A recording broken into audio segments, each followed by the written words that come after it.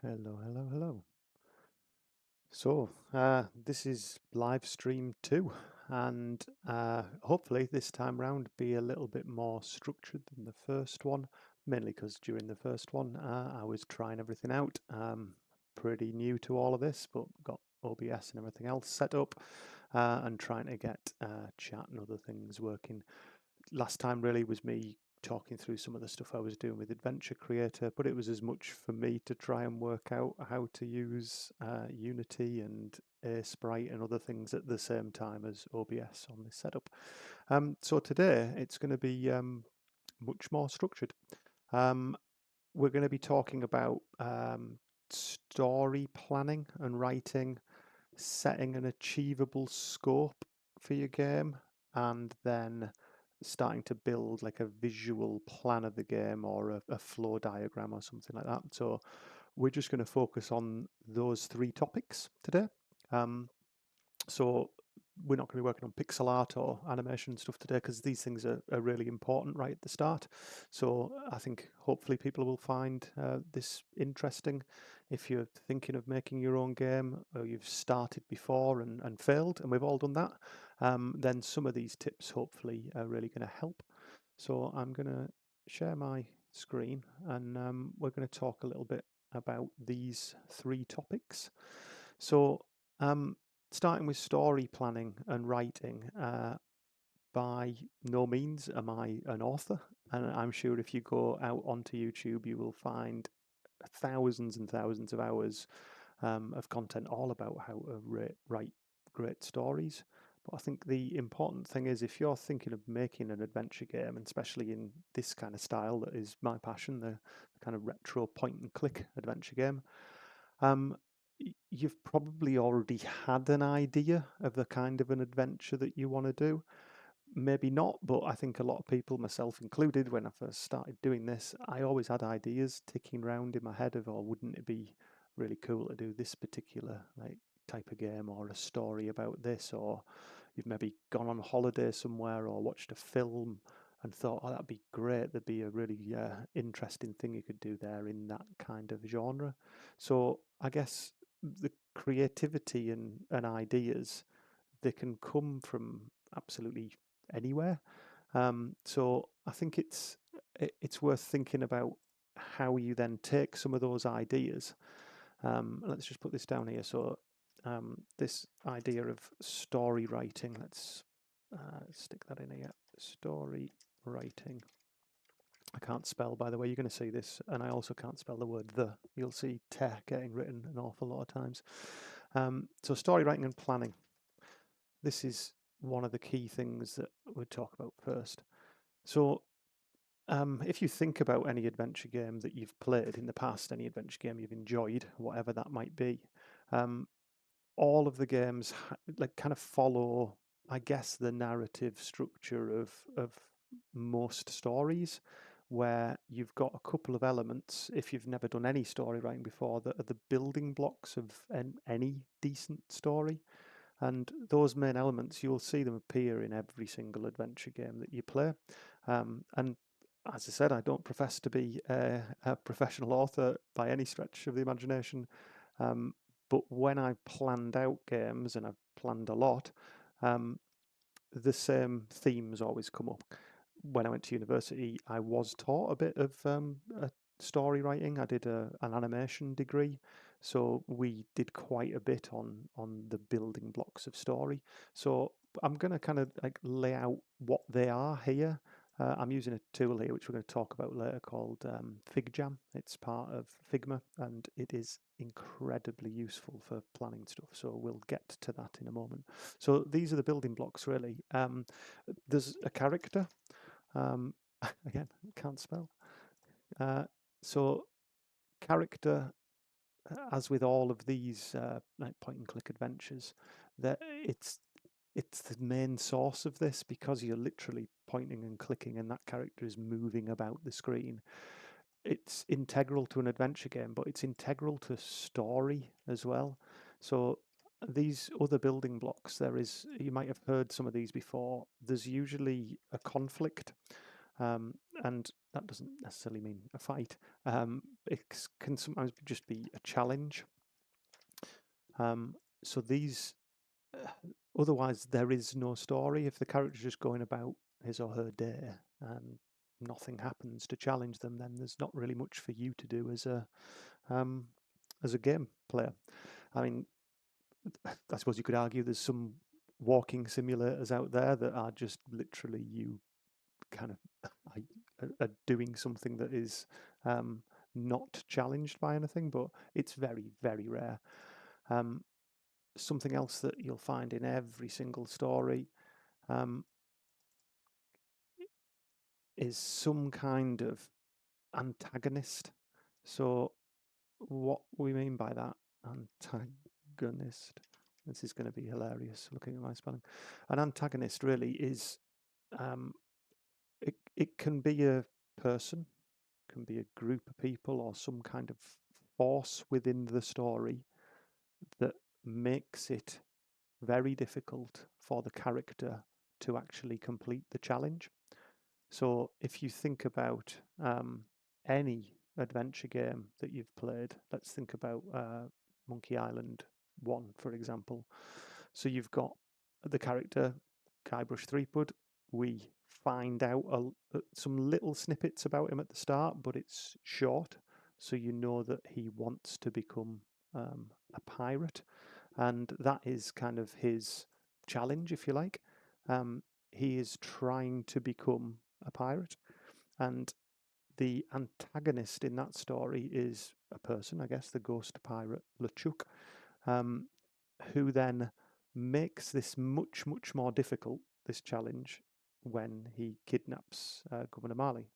So the three building blocks of the main character, they're sometimes called the protagonist, by the way. That's another thing if you've not come across these terms before. So let's just make these a little bit deeper. You'll see as I'm clicking around this, it is really, really handy, this tool. We're going to talk about this in the second part of this live stream. So character or protagonist.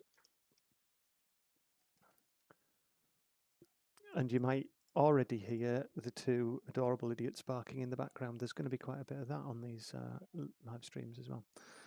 So conflict, challenge, character, protagonist, and the antagonist. And that can sometimes that can kind of cause this, it almost always causes that to get more difficult.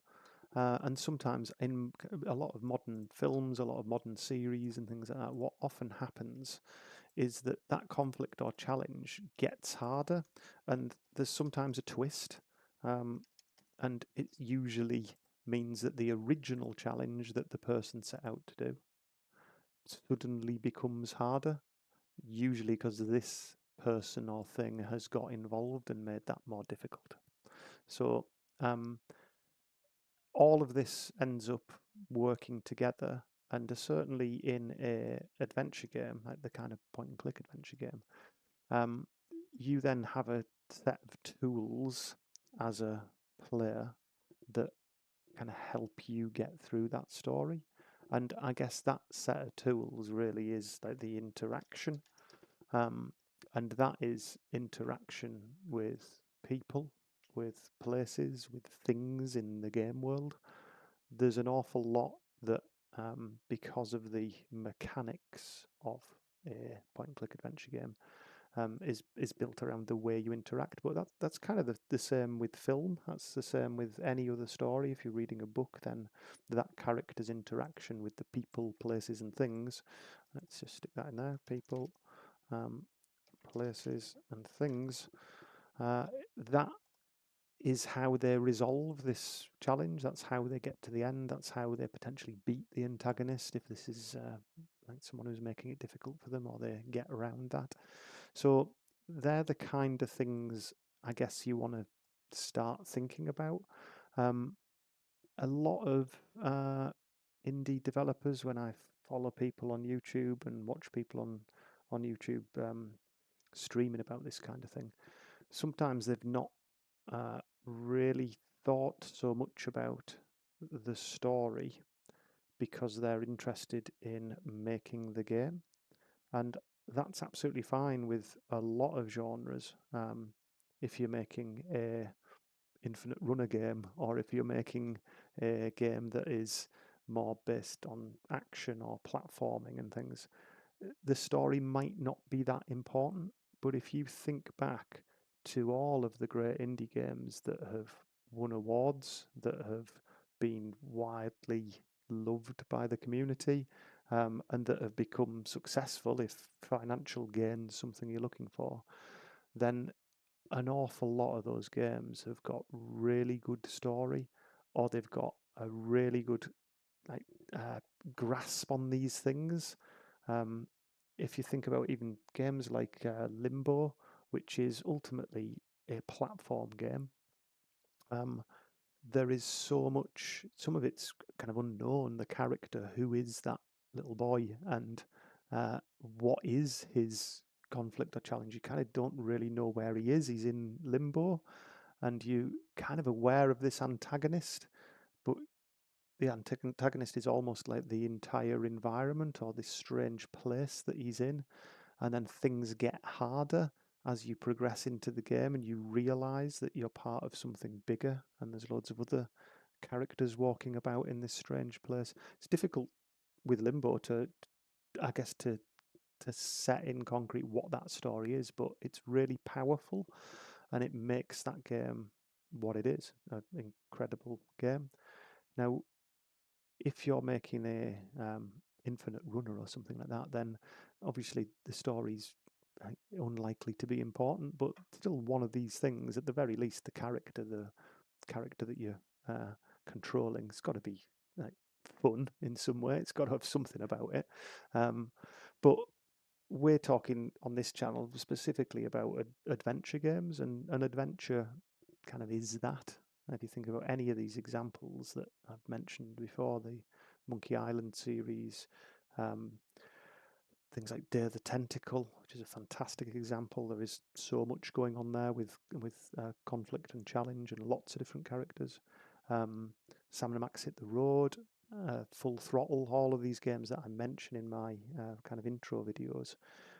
The LucasArts team, the writers, these people like Tim Schafer and Ron Gilbert and people who are just incredible story writers.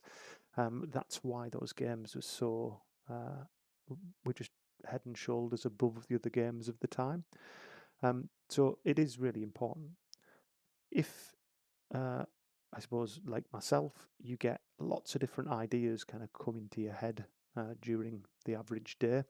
Um, Part of the skill and the challenge for you as a developer is kind of finding a way to at least get these things jotted down. More recently, I've been using like uh, the voice chat bit on ChatGPT just because it's very good at listening and it's very good at taking all of those notes and then tightening up into summaries. So I can be driving for a couple of hours and just be talking to ChatGPT on my phone about a game idea that I've got. So it's taking notes for me, but importantly, summarizing it all so that when I get back home, I've got a written summary of the whole thing, and it's becoming really, really useful for that type of thing. Because otherwise, you end up having to sit down at a keyboard and type for hours and hours into Word or something like that, which is no fun for anyone, really. So the story writing and planning bit of all of that, I think it can be easily overlooked.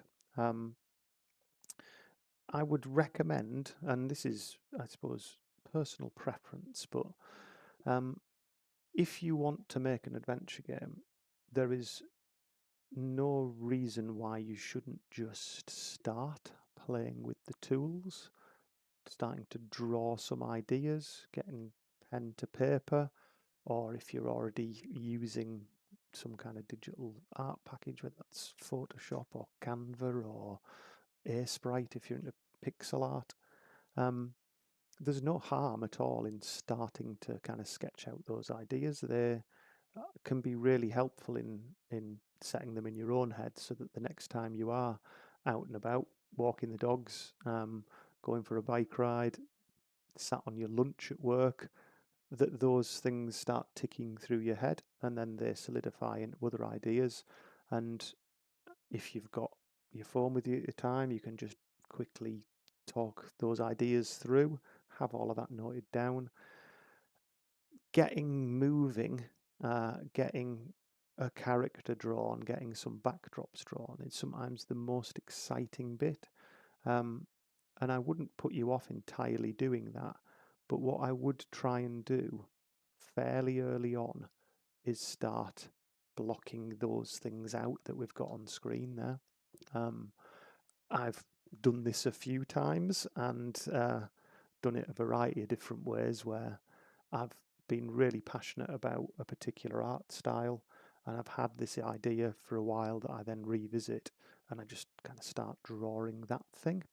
And that's absolutely fine because sometimes that really helps, but it's unlikely that without some kind of plan or vision of where it's going to go, that will go much further than that. I might pick it up again in a few months' time, but if you're serious about completing a game, start to finish, I would spend some time doing that kind of planning, the story writing bit. Methods of doing it, I would recommend in this day and age using one of the AIs that can listen to you talk, if you're not a fast typer, to just talk those ideas into it. So, because it'll give you great summaries, and then you can actually just ask it later and say, "Oh, remind me of what I was going to do in Act 2," and it would just remind you. You can then take all of that and paste it into Word or your like Google Docs or whatever you're going to do it in. At some point, you're going to want it written down. And today, coming back to the things we're going to talk about, like we'll getting to the starting a flow diagram. Oh, I've just noticed it waves. Look, waves when you wave your mouse pointer. That's strange. Starting the flow diagram. It's really helpful when you've got a text document to go from, but the other part about planning a story is setting an achievable scope. So let's just talk about that next. So, setting. You knew that was going to happen. It really is bad. It is kind of late on a long bank holiday weekend, so forgive me a little bit for that. So setting an achievable scope. This is hugely important, and these three things kind of come together as you're planning a story and writing what's going to happen. You've got to be thinking about step 2, and like the key word there is achievable. I have no doubt that when people hopefully watch this video, people who've watched my Visionaire studio tutorials for the last 5 years or so, there's thousands and thousands of views on there, and I can almost guarantee that the majority of those people who set off learning Visionaire Studio came to that game engine with an idea for a story or a game that was outside and beyond the scope of what they could realistically achieve. So I think achievable is one thing, but let's call it realistic as well, because there's lots of things that that affect achievable, but realistic. You really kind of got to have a word with yourself about what's really going to happen. When honestly, so let's grab one of these boxes. So achievable comes down to a few different things, like you've got to consider your own time. So let's put that in there. And I think actually, out of everything, this is possibly the most important thing to think about when you're trying to set an achievable scope for a game. This game that I'm going to be building over the course of this series, I've kind of done this first step, or I've started this first step, and that's when I realised I wanted to actually start doing this series, because I've been in that step one for, I would say, at least 10 or 15 times, where I've kind of fleshed out a whole game, a whole story idea with that character and conflict, the twist, the antagonist, the interactions that get you to the resolution. I didn't actually put that up there as well. That's the other one. The kind of resolution, like it all gets solved in the end. The important bit, let's put that in green. I've done this quite a few times, and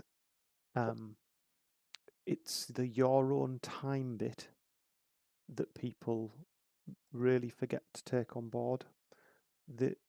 I know I've only got my evenings and some weekends, but there's an awful lot of things to consider in that. There are a lot of other things that are vying for your time, and depending on your circumstances, that's going to be different for everybody. But just have a think realistically about some of those things. So you've probably got a full-time job. I've got a full-time job, and you come home at the end of that day and you're tired, physically if you've got a physical job, mentally if you've got something that takes it out of you every day. But that takes up an awful lot of energy as well as time. You've probably got a house, whether you rent it or you own it and things, so you've got to do the usual chores, clean it, tidy it. Relatively tidy at the moment, but that's because I'm live streaming. The things you still got to do, you like, don't forget those things. You are not going to get all of your time to do this, and I sometimes have to face that fact as well. I would love to be spending all my time making adventure games, but the reality is you've got a house, you've got to look after that. You've possibly got a family, and that doesn't necessarily mean that you've got kids or a wife or a husband, or a partner. That could be your parents, that could be other siblings. It's other people to look after, and that is a lot of time. And then there's pets as well, and then there's your social life if you're lucky enough to have one.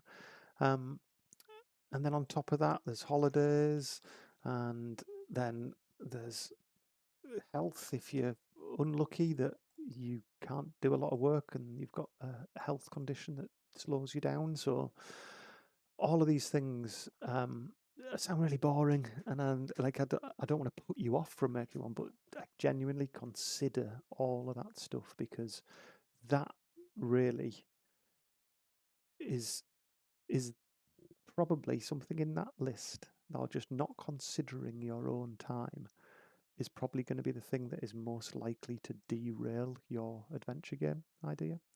So it's maybe not as important. Let's make it orange. That sounds not as important.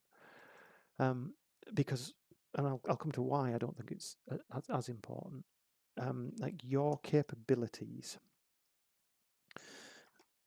So your capabilities, what I'm talking about there really is like the skills that you have, in order to make an adventure game.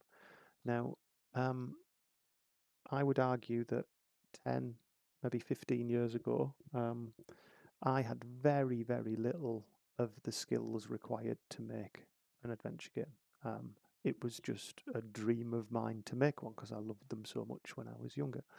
But through the job that I do, the full-time job that I do, and the university degree that I did, I had some of the skills there. I did animation and art, but I did a small amount of programming at university. It wasn't particularly great. But then when I got a full-time job, I did a lot of a lot more coding, in ActionScript for Flash, if you're old enough to remember Adobe Flash. I did quite a lot in that when we were first starting our company, the full-time job. So that meant that I was starting to add to my capabilities outside of kind of my part-time desire to make games. So I think it's important to consider this, that capabilities can be one of the things that you have to consider it when you're setting this scope. But it's something that you can change. A lot of these things on the left, the red things, it's very difficult to change them, very, very difficult. But these skills, I guess, that you have, that could be absolutely anything. That could be, I mean, first and foremost, it could be writing or just general creativity. We're lucky enough to live in an incredible age now where YouTube, you can learn how to do pretty much everything. Maybe not to the level of a professional, but it's something that I'm going to sound like a pensioner now. It's something that just didn't exist when we were at university. The only way to learn the things that we got taught back then was going to college or university and having a professional, usually from industry, teach you how to do the things. And now the YouTube is filled with professionals teaching people how to do things. So your capabilities, yes, they're going to slow you down. Yes, it's going to be something that you're going to have to improve, but you consider it while you're setting the scope for the story. Think about what you can do. Think about what you can't do. Think about what maybe you'll need some help with. I'm coming from the point of view of I am a solo developer. I'm lucky enough to have picked up lots of those skills over the years, and most of the bits I can do myself to some varying degree of quality. And there's so many tools out there now to help with that you can fill some of them gaps. So just think about all your capabilities. Like, can you draw? Can you do art? Can you code or program if you're doing things more complex? Have you got the ability to animate? Because a lot of these adventure games require, it depends what style you're doing, but some form of animation in them. There's plenty of examples, older examples, I guess, that didn't have animation in them, but that's something to consider. Drink of water. One of the other things that you should consider with those capabilities is the type of story that you've maybe already come up with, the type of expectation you have in your mind about what this game's going to be like. You need to sit and imagine that, and then you just need to think about all of the things and the capabilities you're going to require to do that. So let's grab an example. Actually, I'm just going to go online and get a screen grab of a game that we all, well, hopefully we all love. So perfect. Let's have this one. Any guess what it is? So here we go. Monkey Island. So just if you've got an image in your mind of how you want your adventure game to look and how you want it to play, there then becomes a checklist immediately of everything that you're going to be your capabilities that you're going to need.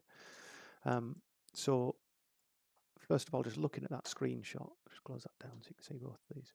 Looking at that screenshot, the first thing it's art. Well, to me, first thing that springs to mind is art. Like that art style was actually driven by, I guess, the capabilities of the computers in the day, but it's something that people, including myself right now, try and replicate because they have fond memories of that particular style. But in that day and age, I guess, that was the only, not the only, but one of the only ways to make visual games like that.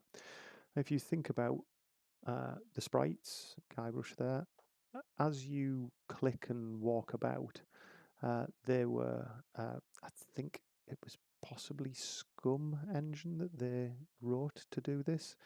But that interaction, they weren't using something like we have today, like Unity and Adventure Creator or Visionaire Studio or Adventure Game Studio.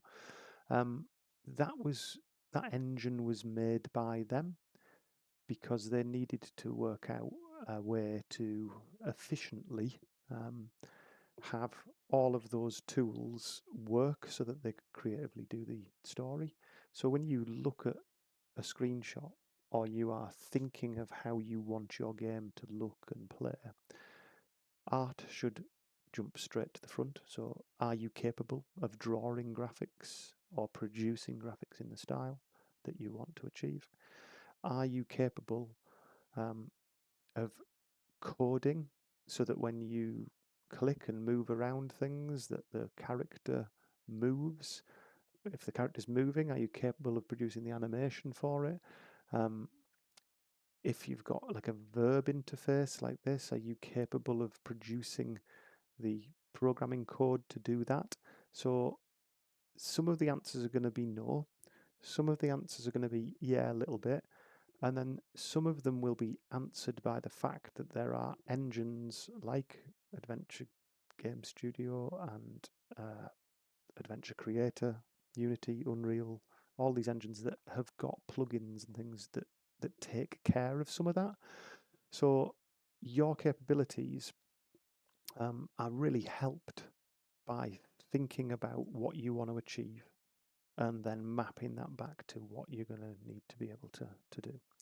So I'm perhaps labouring the point there, but it is something that will help you choose a realistic scope.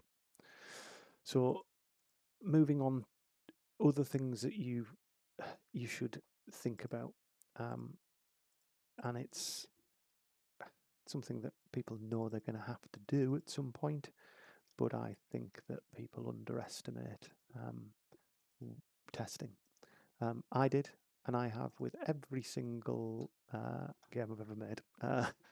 I know every time that it's going to be a lot of testing, that actually at the point at which you start doing real testing, you've usually put a lot of time and effort and love into something. And in some cases, that testing bit comes at a time when you really can't be bothered as well, to be totally honest about it.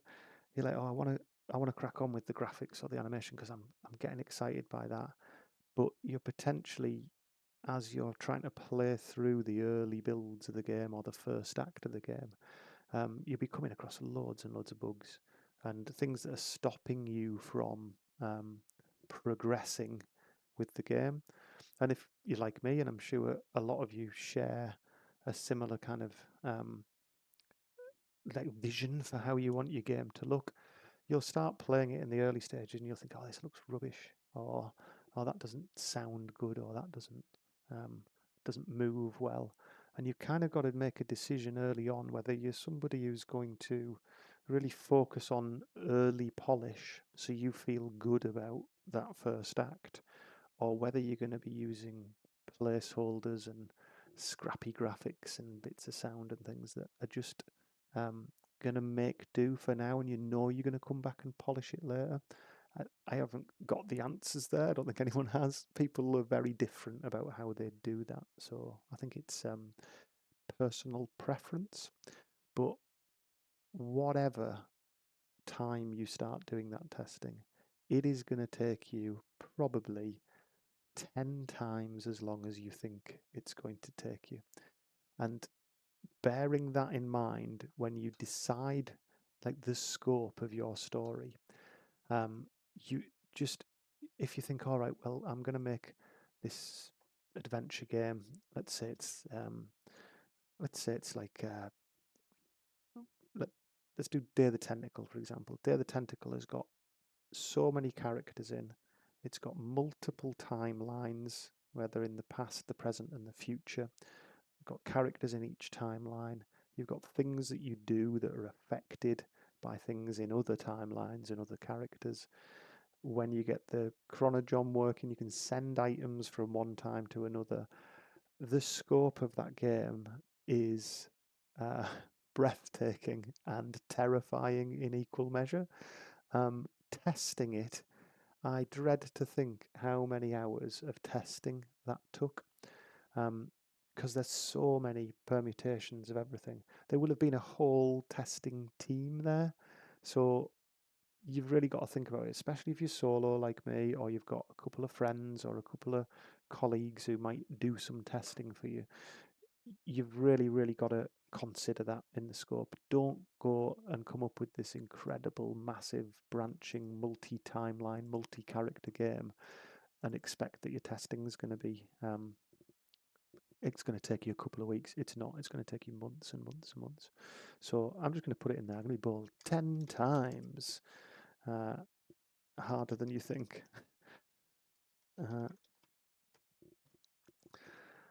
That's what she said. The it's also 10 times longer. So it is really difficult, and it takes a long, long time, and it can be soul destroying, and it can derail the project. So scope, think sensibly about the scope, because the testing is going to take a lot longer. And actually, that should be on the capabilities. It's real. Your ability to test something, as the developer of it as well. Almost always it's better to get somebody else to test it. Somebody you trust, a mate, somebody who plays those kind of games, someone who knows a little bit about it, but someone who's going to be honest with you as well. When I was sending out beta keys for Polycity Stories, which is on early access on Steam, it's been on early access for a long time because of the scope issue. I sent out beta keys to a couple of close friends, one family member, and then through my channel that was on Facebook at the time, I also offered out beta keys for anybody who's interested in testing it, and I got a few complete strangers. And I asked them a couple of questions first and things, and it seemed like some of them were a good fit. And then I also, a friend who I went to university with, who I hadn't spoken to for 20 years, he popped up and said, "Oh, I'd love to have a test of this." So getting a nice cross section of different people to test is, one, really beneficial for you because that's all testing you would have to do. It's time that they're then offering to do for you. But you will get insight and things you have not thought about when somebody else tests it. It's obvious, really. But don't believe when you're setting the scope that you're going to be able to test it yourself. You're going to have to get some other people involved in that. Definitely. Their own opinions might differ from yours. I actually had one complete stranger who said, "Oh, I think the story's crap. I don't like it at all," and not good feedback, really. But the other 6 or 7 people who tested it didn't say that at all. So, in a way, you're able to just put that down to some people like a story, a character, and some people don't. It's not for everyone. You're never going to please everybody. But it's really good if you get slightly better feedback than that to understand why. And I reached out to that particular tester and said, "Oh, I really appreciate you being honest with me, but could you give me a little bit more about why you didn't like it?" And I got a few sentences out of them, which some of it was useful, but it was apparent from those sentences that that particular tester really wasn't into that type of game. So they said, "Oh, it's a bit slow and boring. It's a bit like a walking simulator. There's not much action." And I think they just misunderstood the type of game that it was, and maybe that's down to the teaser trailers I put out. Maybe it gave the wrong impression. But all great feedback, and feedback you just wouldn't be able to use to mold and improve that game later. So consider it your capabilities. You need to be able to test, but I would say as well, others, you need to find some other people. You need to get other people to test your game. It can't just be you testing it. Um, Other thing there that I mentioned it when I was talking, sound, music. It's so important to games, and it's actually the bit I think where a lot of people struggle. I am. Oh, excuse me. I am a musician as well, but I've done both. I've done some where I've made music myself, little bits and pieces. But any of the games that I've talked about on the intro of this channel, so Polycity Stories, um, Something Foul Afoot, and the Fantasy Quest Visionaire demo, um, all of them use royalty-free or music that I purchased. None of them I wrote music for. Some of them I made sound effects for. I think I did do a little bit of music for Something Foul Afoot, which was it was just some kind of incidental, like bongo kind of thing. But I know I've got some of the capability to write music. I am surrounded by instruments and I can play most of them to some degree. But it came down to scope.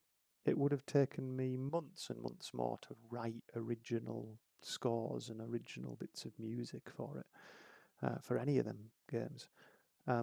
So be really realistic about that. Even if you're an incredible composer, you will know how much time it takes to write something to fit the mood of a particular scene or a particular bit of story. And if you're not, then trust me, it takes absolutely ages. So it's just not part of the scope for me. I'd love to make all the music myself as well, but it's not realistic. So just think about that. So one of the other things that you should not forget is release. Now, release, the green goal at the end of the tunnel, actually releasing your game. Now, this is really dependent on what you're hoping to achieve. I would hope if it's your first game, I'm on maybe my fifth game. I've done some VR games and other bits and pieces, and none of them, because I have a full-time job, and these games are all part-time passion projects. None of them were made with the aim to make money, to make revenue, and that is possibly a weakness. You could look at it that way, but it was a reality that I didn't feel like I would have enough. Coming back to all of this at this side here, enough energy left at the end of the day, enough free time, because I also want to be social and see friends and family and go to festivals, go on holidays, and all of that kind of thing. I just kind of thought, I'm not making this to make money. I thought I'm making it, certainly the very first one, which was Something Foul Afoot. Actually, there was one before that that I never released, but the thing in my mind all the time was I've always dreamt of making one, and that should be the driver for it, not the money at the end.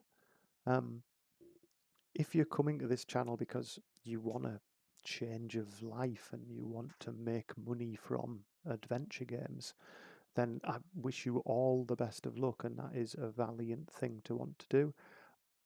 If I'm being totally honest, I would love to do that. I would love that to be my full-time job.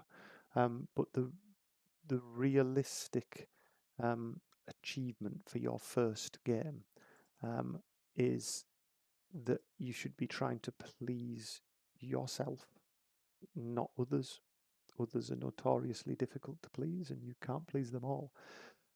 If you are considering this adventure game because you've made other ones or you've made similar games, or you're a developer who's had success already and maybe that is your full time, job now, that is your career, making games for yourself, then first of all, congratulations.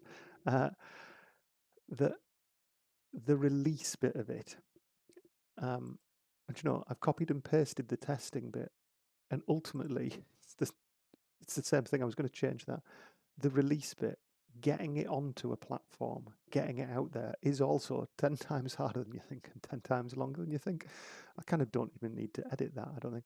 It varies depending on what platform you're aiming for or release on. But I guess, like a lot of people, if it's your very first game and it's just a hobby game and you've kept the scope small, this is exactly what we're talking about. We're talking about realistic scope. Then your release target might be, you may be doing it for a game jam. You may be thinking, I'm going to put it out on itch.io and it's going to be free. I'm not trying to make money off it. I just want people to play it. I want to get feedback. I want to improve. That's absolutely fantastic. That, if it's your first game, that's what I would recommend. But even setting up an itch page and getting screenshots of your game and doing a write-up of it and putting a trailer on there and all of those kind of things, it takes a huge amount of time. And actually, there's another thing which I realised straight away, is there's like a different set of skills. And some of those skills are marketing and sales and things like that. That, depending on where you're releasing, that's a sliding scale of how much of that stuff you need to do. But it'll cause you more trouble than you can kind of imagine. I put something foul afoot on itch. Let me just pull this up actually. So itch.io.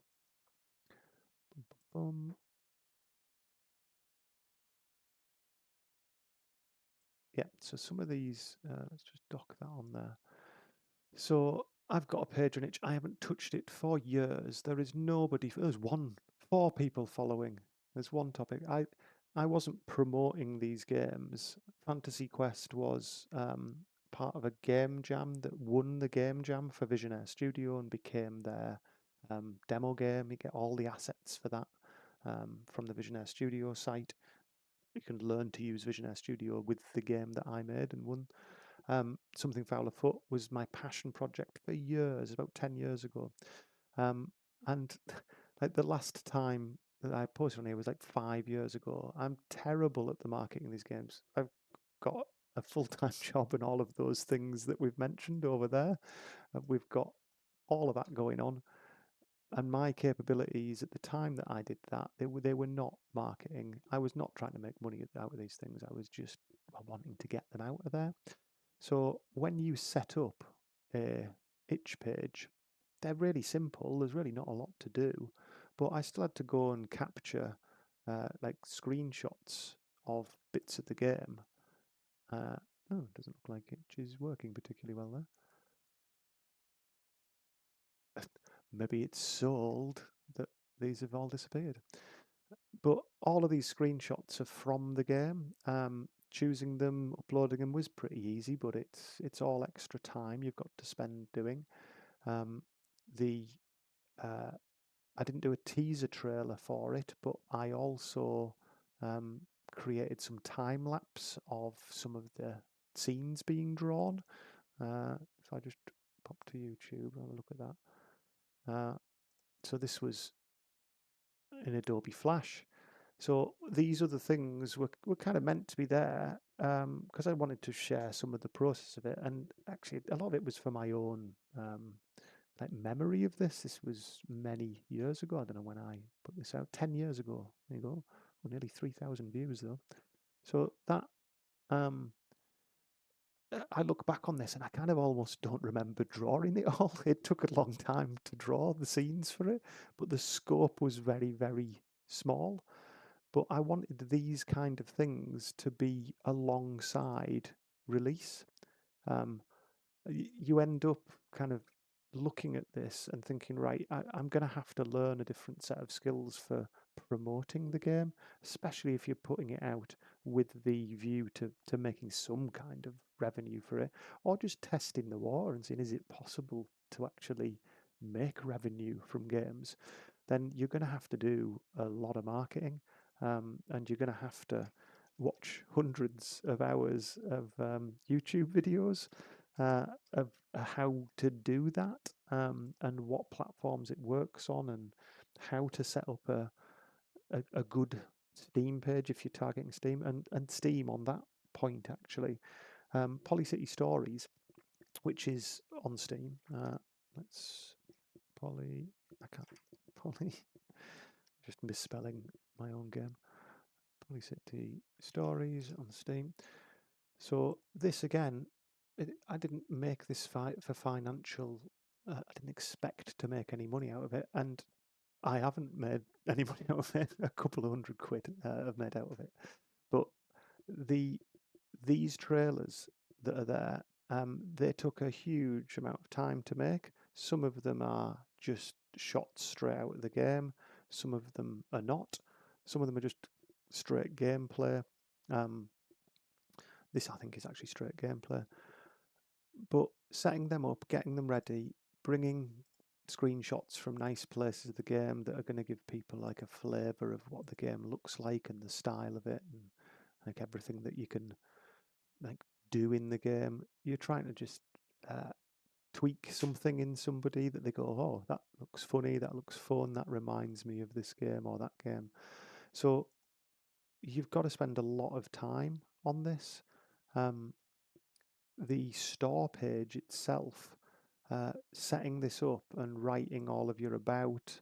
I mean, I'm not going to log into it now and show you, but the Steam developer login, you're talking 10 or more pages of things you need to fill out, things you need to do, not least like your tax information, and so that they can take a chunk of any revenue you get. There's an awful lot to fill out. It took a long time, 10 times as long as I thought it would, to get that into early access on Steam. Similarly with the Meta store. Let's see if I can find that.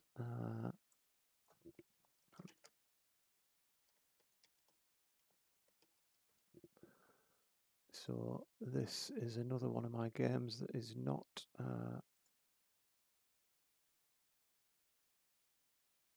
not a point and click, but it's the Interdimensional Find and Retrieve team, or IFART for short. There's a trailer here which took me about probably the best part of a week to make this trailer. There's music and audio and everything on it, and it's mostly made up of like cuts of the game. It's first person VR game where you're finding items and retrieving them, like an interdimensional elevator that takes you to different places in space where lost things get found. So there's like a story to it. There's all of those things we mentioned in the story beats. There's like you, the main character. There's a problem. Something goes wrong and it gets harder. But those kind of things, you don't anticipate.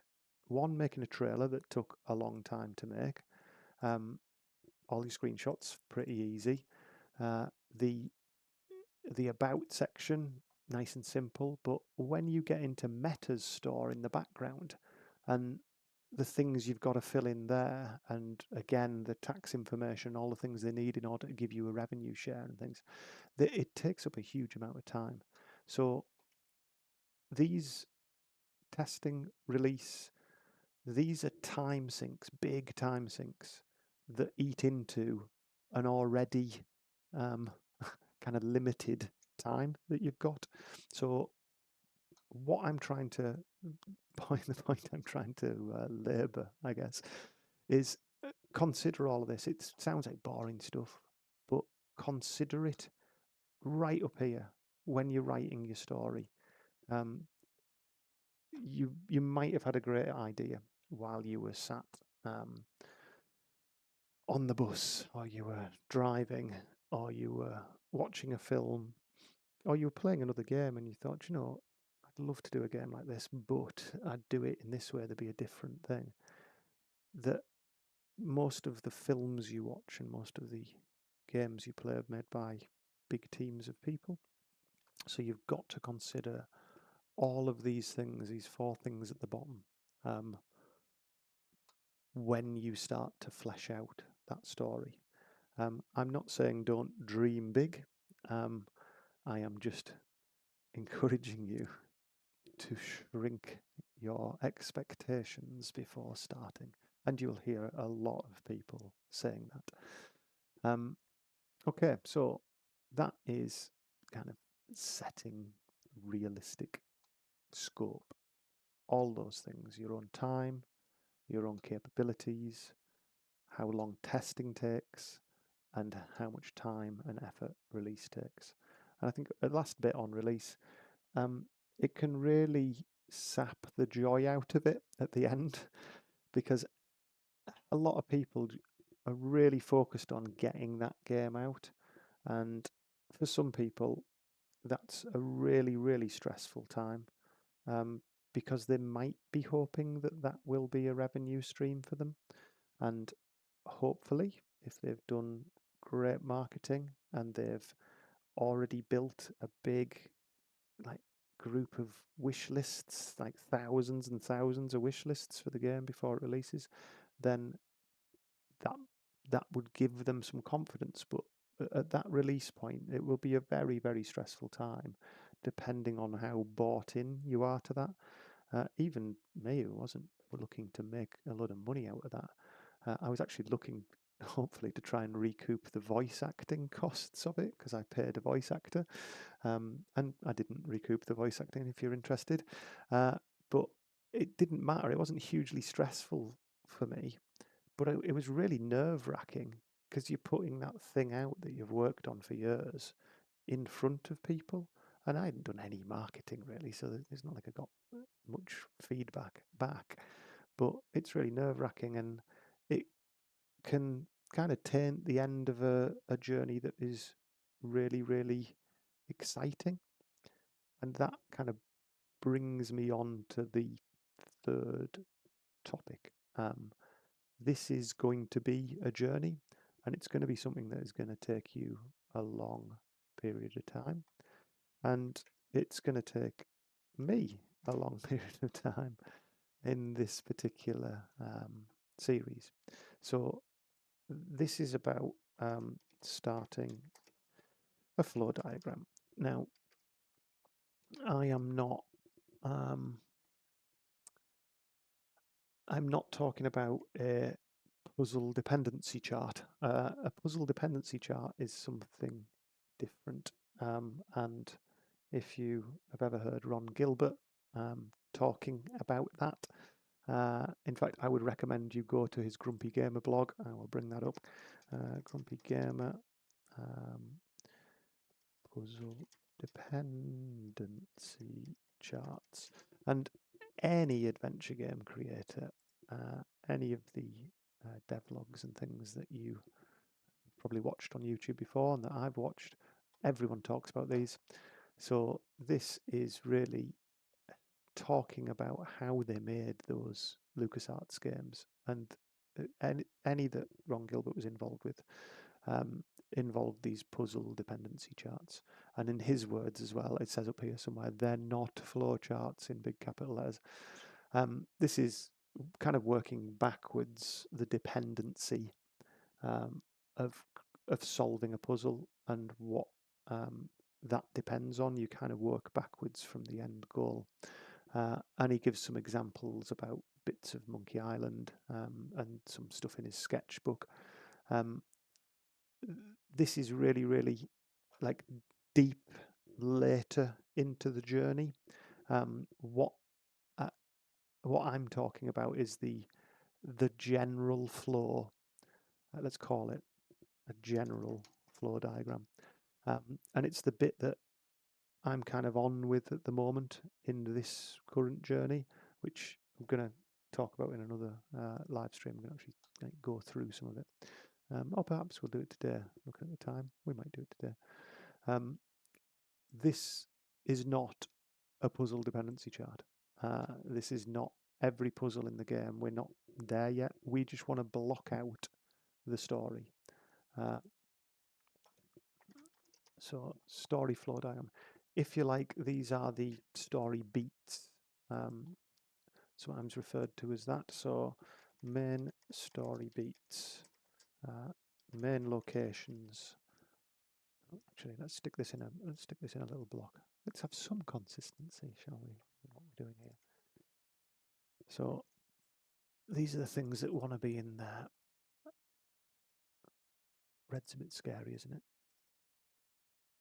So we want the main story beats. We want the main locations, the characters, and potentially those other things we've mentioned at the top. So the conflicts and the challenges, where an antagonist might get involved and where the twist might be. So characters, antagonist, twist, if there is one. There doesn't have to be. And the reason I'm suggesting you make a flow diagram is because otherwise, with adventure games, the nature of them, if you think about any adventure game that you've played, like, or modern ones like Deponia, or anything that came from Sierra games, even right back in the 80s, some of the, like King's Quest and like really early things, they've got quite big branching stories, even the really simple ones, where lots of people would have been working on those particular stories, and they could all help each other to remember the individual acts, the individual puzzles, oh no, we can't do that because that happens in the story. You might not have the luxury of having a lot of other people around you.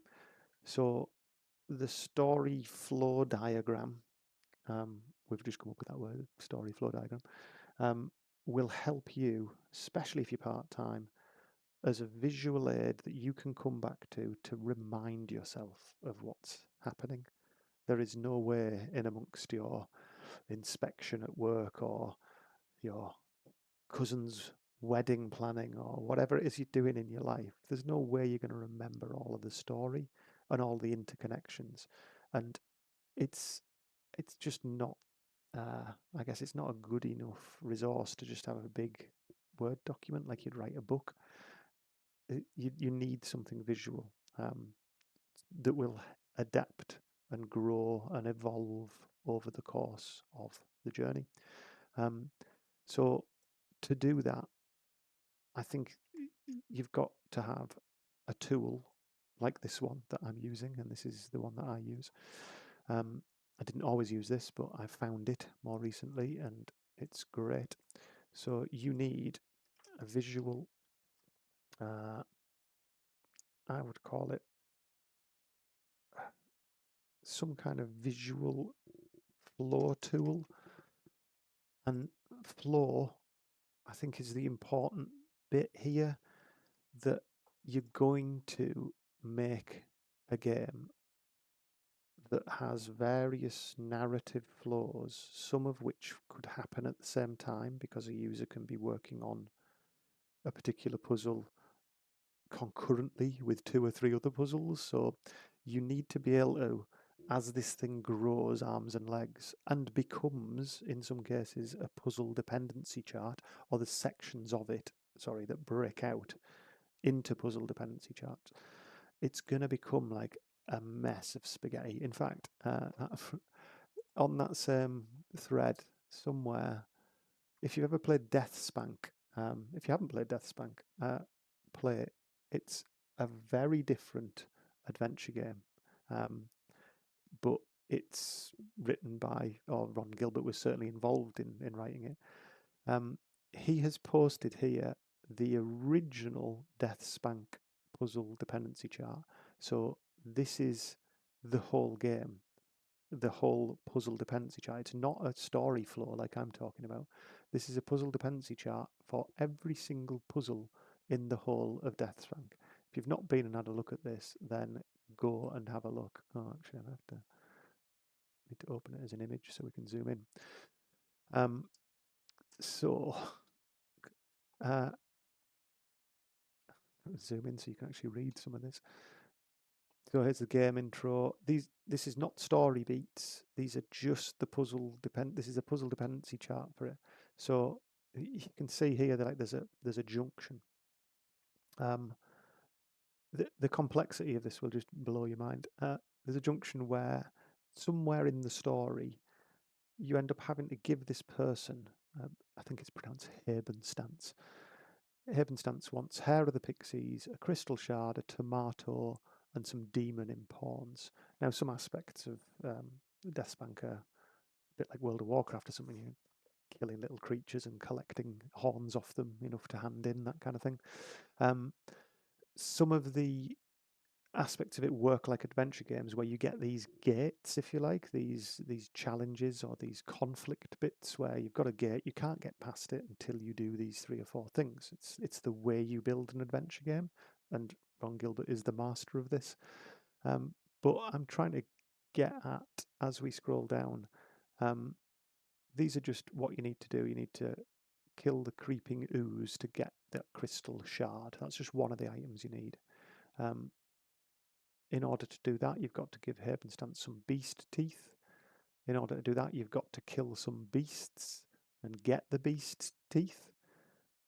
In order to know to do that, you've got to speak to Habenstance in the first place. And then right at the start, you're also, at the same time, you've got to pick up an anvil, use the anvil on the well, and then you can pick up the tomato, and that's something that Habenstance wants. So Ron tends to say you work backwards from this, like, block, this thing that's stopping you, and you work backwards. So you'll notice, if you haven't been wondering, that's where we're heading in a minute, gathering Hair of the Pixies, like, this comes down here, because you later combine Hair of the Pixies that you've gathered up there with a special taco. But to have the special taco, you've got to buy the special taco. In order to buy the special taco, which you need money for, you've got to talk to the taco vendor. The special taco as well, you've got to speak to a particular person called Ubrick, and then you have to speak to the mayor who needs to repair a sword before you get to speak to Ubrick. You can see where this is going. It goes up. So to talk to the taco vendor, you can only do that once all the stuff, your stuff that was being guarded, you can leave that and then talk to these other people. It just goes on and on and on. I'm just going to move down so you can get a sense of the scale of this thing. So slowly scanning round this. This is, I mean, AAA, maybe not double A game. It was on Xbox and stuff at the time. It's a big game. It will have cost hundreds of thousands of pounds. There will have been, if not millions, been a lot of people working on it. I'm going to zoom out. You can see these are just the puzzles involved in it. Right down the bottom here, it starts getting super complicated. This is not how you want to start. This is something that comes much, much, much later. And these puzzles are attached and hinged around the story. I have no doubt that the story, all the things we talked about at the start, that the character, the conflict, the antagonist that causes a twist or makes it harder, all of that came first, and probably the resolution bit, like how is Deathspank going to save the day, save the world. All of this would have come first before they started building a puzzle dependency chart for it. So do that first, start getting down the story beats, and get it into some kind of visual flow tool so that as things get more complicated, you can start to deal with it visually rather than a massive long document. So some of those ones that I've done before, let me give you an example actually. So this is a game, going back to everything I said before, amount of time you've got and things like that, and setting realistic scopes. This was a game that I thought I set a realistic scope for, but then it turned out it grew arms and legs. There's a section here called Old Longer Story. That was because I set out to do something that was a relatively small scope, and then over time, through the development of that, the scope always grows. It always grows. It never gets smaller. And in this case, I just had to make it smaller because I still dearly love this story, this game. But I realised I had done the usual, what everyone does when they're passionate about it. And the journey, the making of the game should be exciting. You should be excited by it. You should give yourself creative freedom to come up with ideas and build on those ideas. But that means it grows in scope. So you've got to start really small because you end up huge. So this, like all of these story beats here, like entire like acts, I've ended up cutting from the game. This game is called Bard, and I would say, probably 75% through the development of it. But that's only because I've chopped all of that out. I was probably at about 30%, 20% of the way through. And then I decided that actually the scope has grown too big. I am never going to finish it. So it has been drastically chopped down. Still in a really exciting way, but you'll see there's now like a simpler final act up there that means I can round off the story really nicely without all of these extra things that were just other really nice ideas. But I've kept them. And that's another nice thing about Figma and Figma Jam that we're using here, is I can come back to these because some of these are great ideas for other stories, for other creative thoughts about them. So keep everything that you do. Don't delete them, because they might be weavable into some other story later on, and that quite often happens. And then the other thing you'll notice about the Bard plan is there's these like big boxes. Some of them are like bugs, as what I said earlier on, bugs 10 times more than you thought. Some of them are to-dos that were ages ago. There you go. 2nd of the 2nd, 2025. That was 6 months ago. To do. Consider a shorter story, Free the Wizard. So, like, this is just a big reminder, a big colourful reminder that I should have made a short story. And I did. I went back. I obviously haven't changed the date on that. It's done that. Consider a short story. Done. So I did that. It was forcing me when I opened this up to just look at my to-do. And that was the thing that I did last time. I used to sometimes put just next time notes, like next time I come into here, what do I need to remember? And then something else that that I started doing, and I think I mentioned this earlier on as well, life gets in the way. You forget not just the story, but you sometimes forget how you were managing that story. Now, this is being built in Unity, this particular one, with Adventure Creator. And I set up a system in there which just one evening I was getting really confused about how to manage variables and how to manage a lot of the things that were going on in the story, because as the main protagonist finds certain things in the village, the combination of things that you find writes these little journal pages that are a way of us providing narrative content to the player to move the story forward. So when they've found this and found that, and they witness this thing, then it plays like a little flute tune, and the book pops up, and you have then got almost like the bard's writing his journal entry, like I found this out.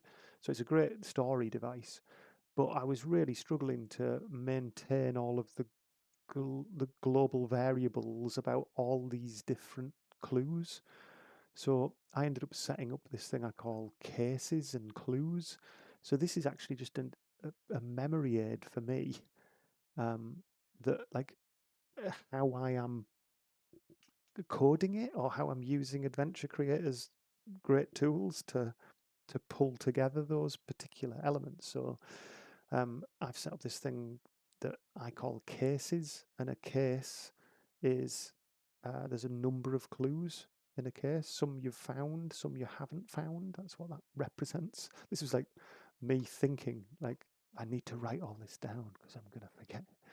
So I did all of that, and the global variables are kind of examples of like how my naming convention is working in Adventure Creator. And I'm going to use this particular tile we're looking at now. I'm going to use this in the game I'm creating on this thread, because it's incredibly useful, and it's stuff I'd forgotten, but thankfully I wrote it down, so I can come back and remind myself. I'm looking at it for the first time in a couple of months here, so as I'm speaking to you, I'm trying to remind myself of how it works.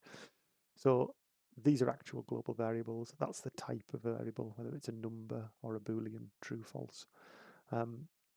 And it's so that they're all nicely named in the global variables window in Adventure Creator. So you can see this case, and then the naming convention is a description of what it is, and then the number of clues found. So this gets upped as they find particular clues, and then there's a Boolean, true or false, have they found clue 1, have they found clue 2, have they found clue 3, and then I have like a listener that listens for this becoming complete. So once it becomes 3 in this case, then you set this Boolean to complete, which means we're not checking loads of other global variables. And when we're much further through the game, we can just check whether the whole case is complete and all these things have added up. So I set it up with like a little listener system, and we'll go into that one evening, which I'll reuse all of that when it comes to making the game we're talking about on this channel. And then this global event, we have these action list assets, which basically every time that integer's updated, it checks which clue has been found, and it's all wrapped up in one simple thing, really. So this describes the whole thing. A reminder, it's for me, really. I haven't written this for you people. This is to remind me of how they actually work. And then this was something else, like another reminder. If puzzles need to progress through a few different states of completeness, and the game then needs to be able to keep track and respond with dialogue related to how far they are, then use a pop-up variable to track the state. So these are just tips for myself to remind myself about great solutions I've come up with throughout the years that I forget about. As I say, you come back to these things later and go, how was I doing that again? So having a visual plan like this, this visual flow tool that we're talking about, and starting to block your general story into it is hugely important, because you will end up at something like this. This hasn't even got puzzle dependency charts in it. Some of this might mention puzzles, but it doesn't have the level of fidelity that Ron Gilbert's puzzle dependency charts have. I would love to do that, go through and do that, because I think that's the way to make great puzzles. I'm going to try a bit of that on this channel. I just sometimes get so caught up with those story beats that I end up writing in there what needs to be done in terms of the puzzle, but you then end up with these quite verbose boxes with lots of text in. There's even me some writing some for Latin for some spells, and then some of the voiceover stuff. So yeah, some of the color coding doesn't make any sense to me anymore. It would have done at the time, but the important bit is that when I come back to work on Bard, which I will, I'm doing it on and off, that it's there. So you can pick back up where you left, grab a cup of tea, spend half an hour reading through your flow diagram and getting it back into your head. It is much easier than looking at a Word document. So, talking of cups of tea, I'm going to take a quick break. I'm going to grab a drink and I'll be back in a couple of minutes.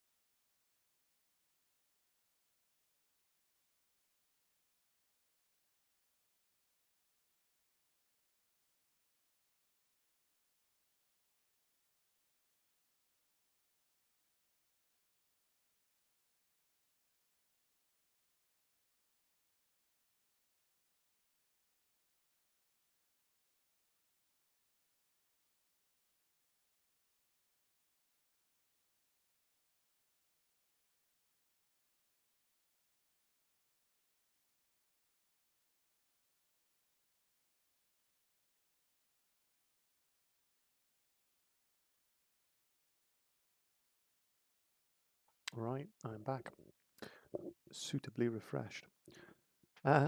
So we were talking about the flow charts. So I am using, let's talk specifically about Figma. I'm not being paid to promote it or anything like that, but Figma, I think it's kind of trying to replace, or it did replace actually, because I think Adobe tried to buy it.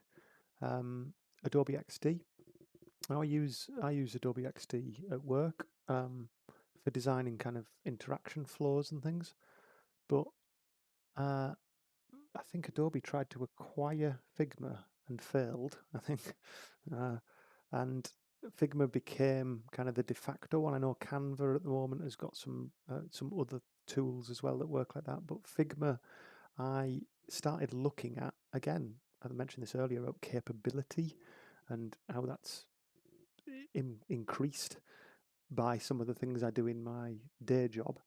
I started looking at this because I was using it for some work, and I realised how good it was, and kind of in some ways how similar it is to XD, but how much better it is as like a flow tool. So it's I don't think I'm paying for it. I think it's free out. It says free there. So this is completely free. You can get a number of projects you can make. I think maybe only a couple. Yeah. So you're running out of files in your free team. I just realised I'm not actually sharing my screen. Hang on a second.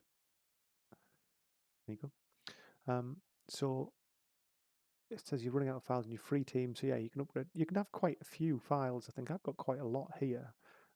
Remnant World is the one that we're going to be building on this channel, which is about a remnant carpet shop.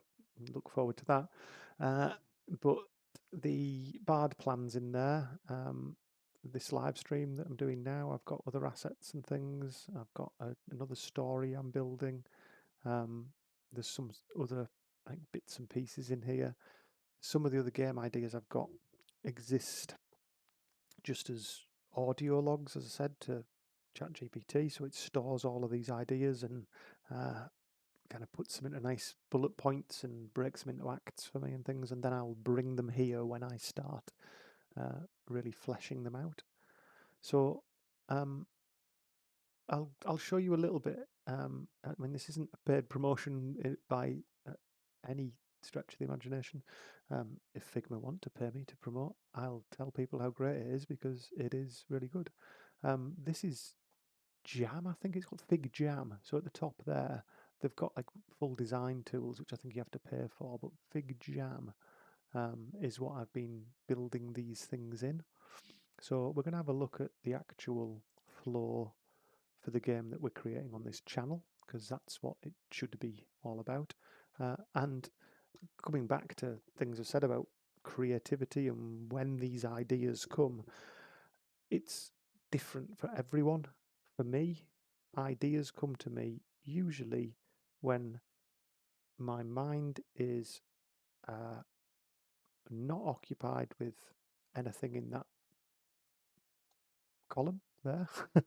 So if my mind isn't occupied by one of those things, then it's sometimes good to be doing something unrelated, and then these ideas pop into my head sometimes. So everyone's different. So it can be when you're doing something physical. I think there's some research to say that this is true, actually. If you've got a problem or a creative thought and you try to solve it and you spend effort and you sit down and go, right, I'm going to solve this, I'm really going to think about this, and it's really difficult to do that.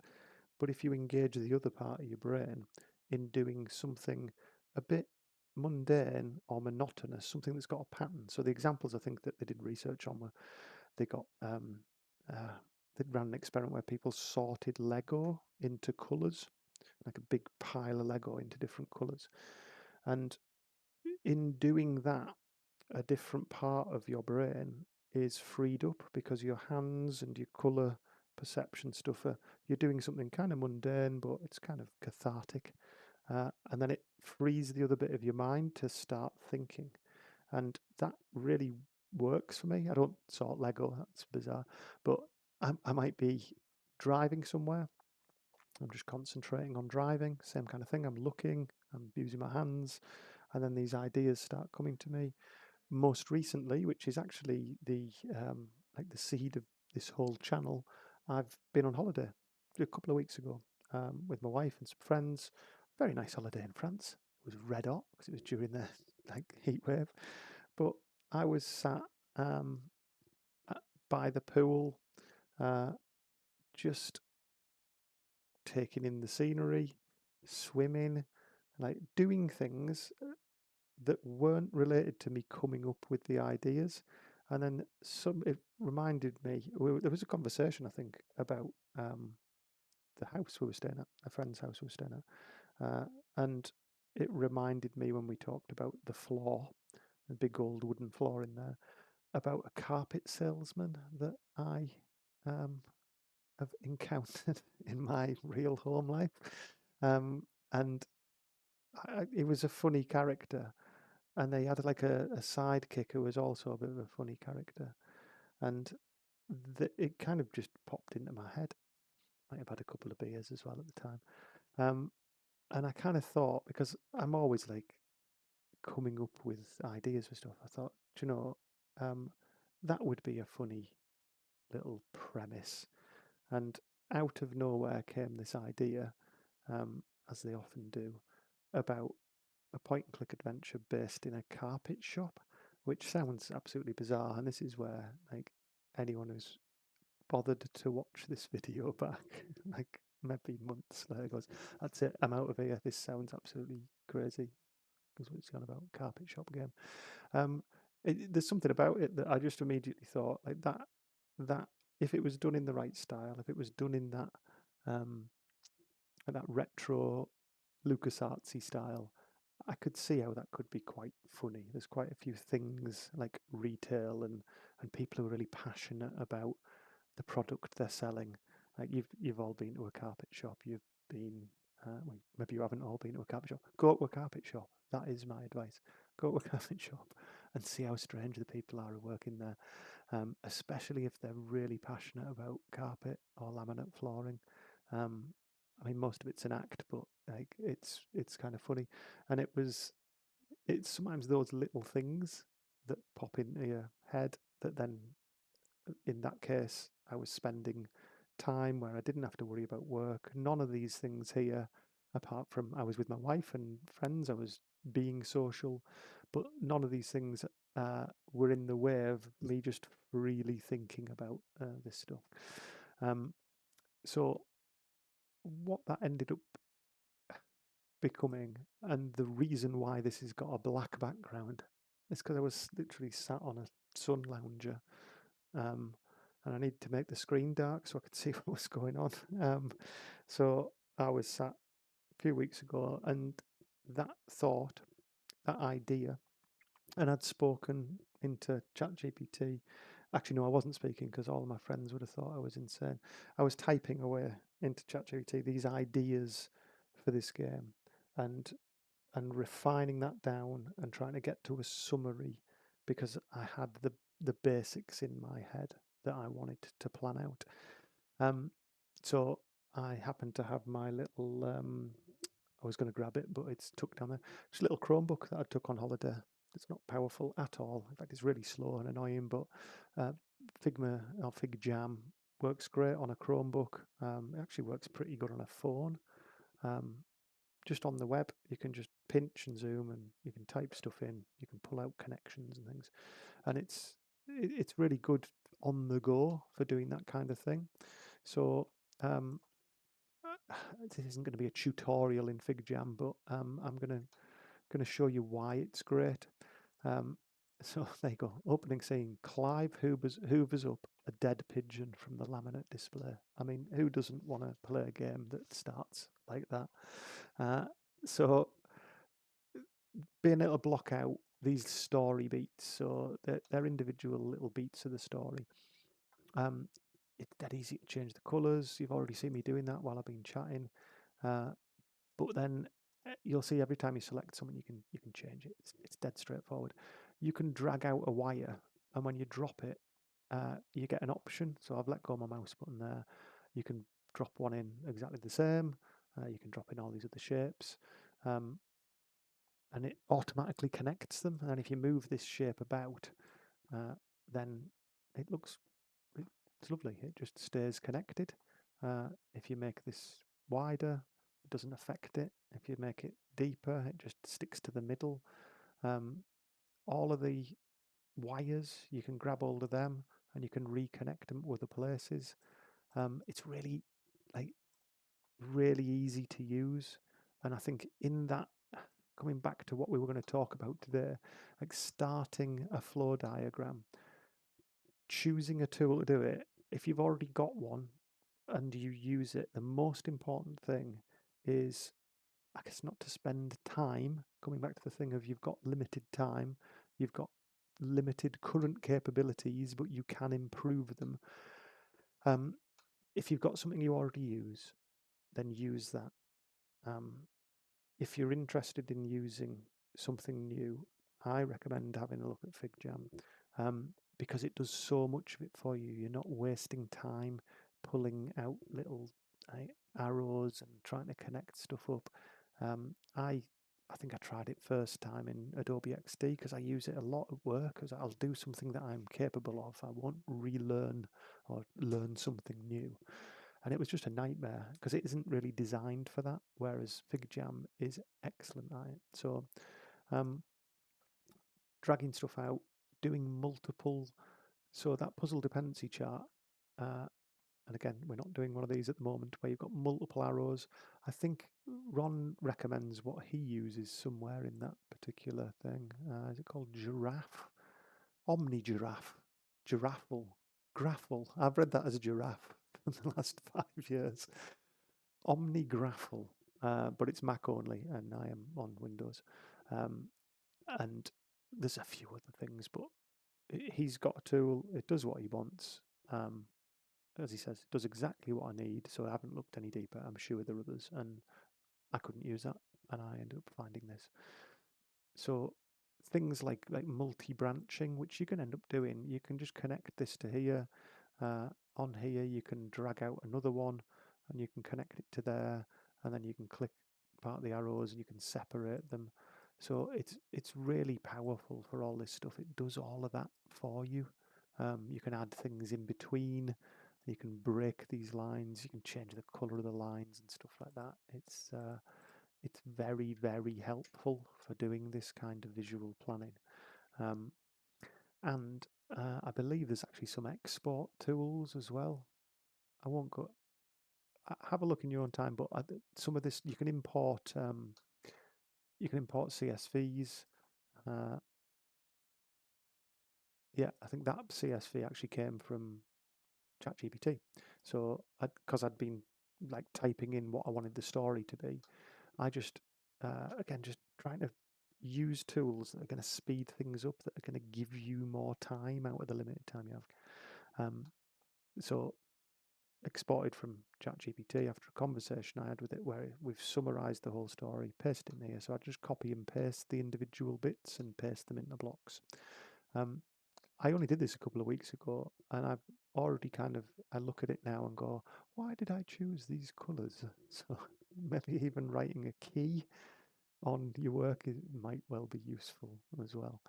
So this is the game that we're going to be making on the channel, and this is not a puzzle dependency chart, but it is the general beats and story elements that make up the scope of the game. Coming back to everything we said earlier on, achievable scope. I've thought about how much time I have. I don't have a lot of time. I've thought about my capabilities. I'm lucky I've got some skills, but I am pushing myself with one of these. The drawing and art bit, I'm okay at drawing. I've done art quite a lot. I've done a lot of bits of games and things, but I am going for pixel art this time because I've never done it, which is, I'm going to highlight that now, right? We'll come back to this in a couple of months' time. There's one thing I don't think you can do. I don't think you can change the color of the text. I'll tell you what we'll do. I think we've got some little, oh no, they've changed this recently actually. You can do little stamps. I'm going to put a little star for that next to pixel art. And we're going to come back and see whether this was a good idea in a few months' time. So the last time I drew pixel art, and if you watched the very first live stream, which was all a bit haphazard, I was testing a lot of things out there.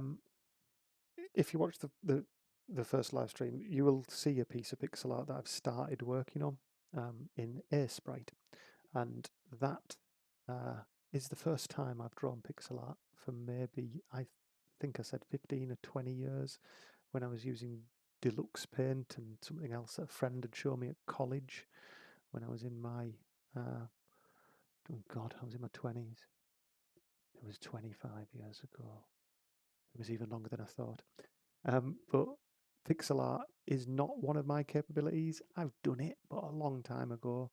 So I am automatically putting myself at a disadvantage by choosing a particular capability that I do not directly have.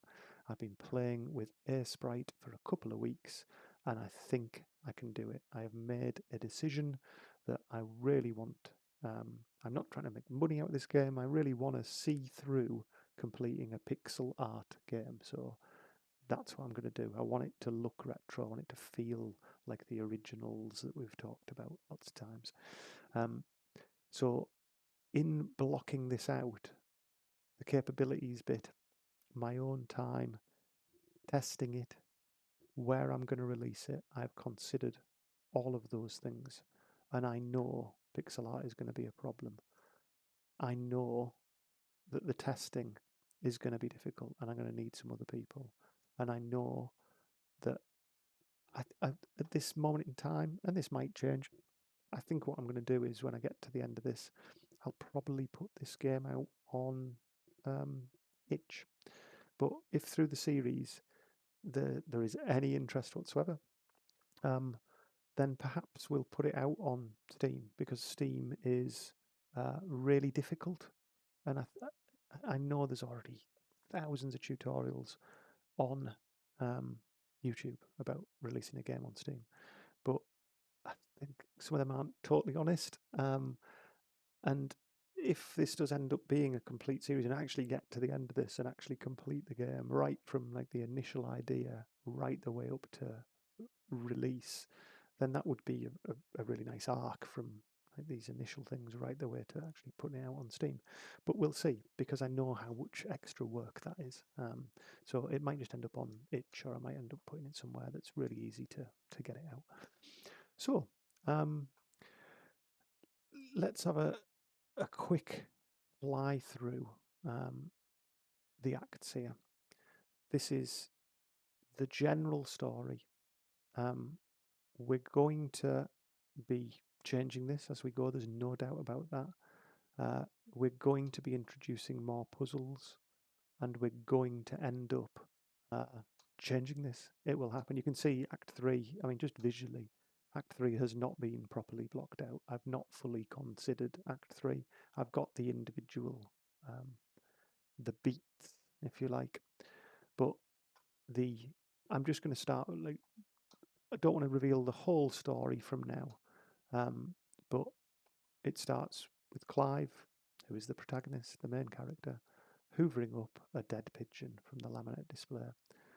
And that's the introduction. So it's actually like an intro bit of animation. As the intro ends, he notices the bulbs on the laminate wall display are both missing. So he immediately gets this challenge.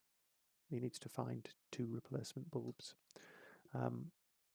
So he'll then be able to leave that first room, and he'll walk. The only other exit from that room is going to be the office. And so he'll walk into the office. As soon as he sees the office environment, a player sees the office environment, they're going to want to click on some other things. It'll be pretty obvious that at the other side of the office is a storeroom where they're probably going to have to grab these replacement bulbs. But there's some other things they'll see, and you don't know for certain whether they're going to click on those. But some people will, some people won't. So it'll kind of like branch. Some people might come down here and go into the store cupboard where there's a box of spare bulbs, and they take them and they fix the laminate display lights. Bear with me.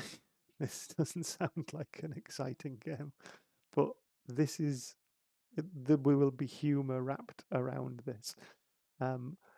The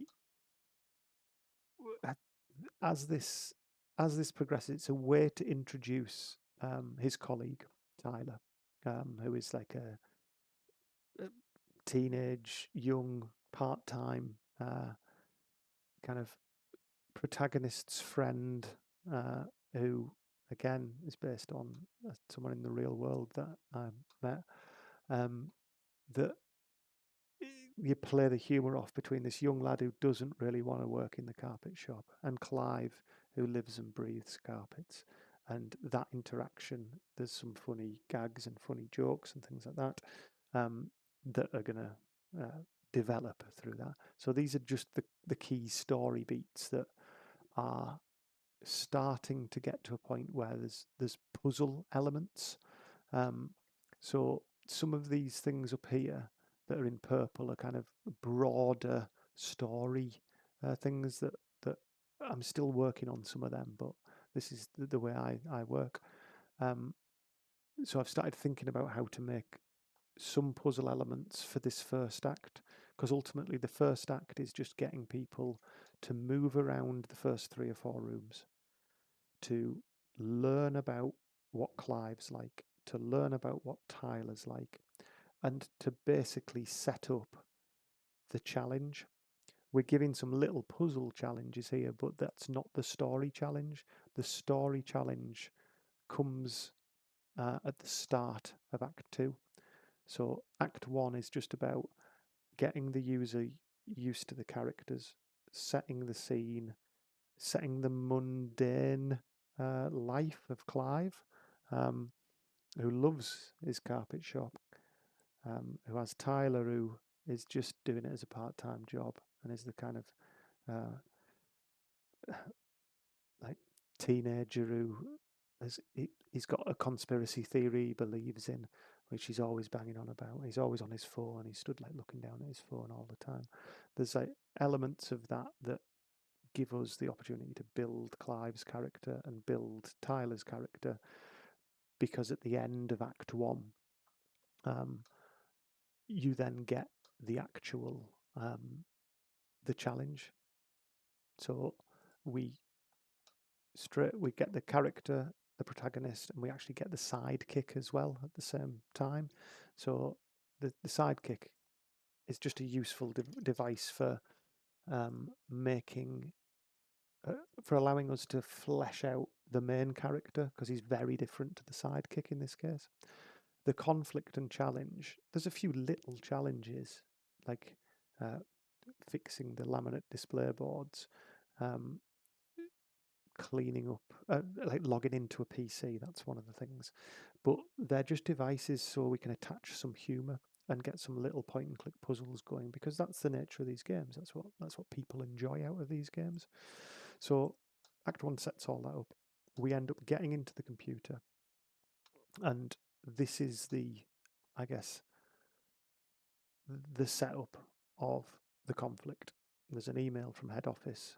He's been nominated for best local store, potentially manager of the month. I haven't decided exactly where that's sitting yet, but he's got to get this shop, get it ship shape, for a visit tomorrow. So we set up quite a simple